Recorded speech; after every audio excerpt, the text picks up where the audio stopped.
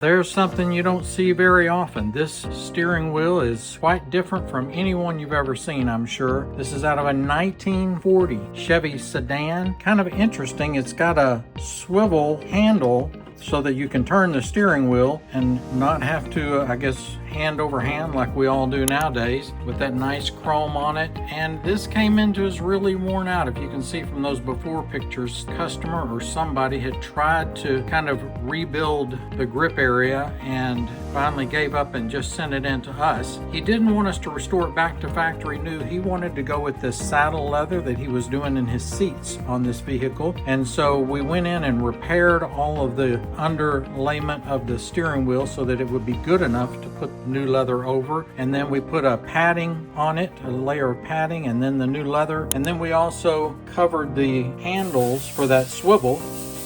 So now this is really going to top off his restoration of this 1940 Chevy Sedan. You can see jobs like this one and others on our website, CraftCustoms.com.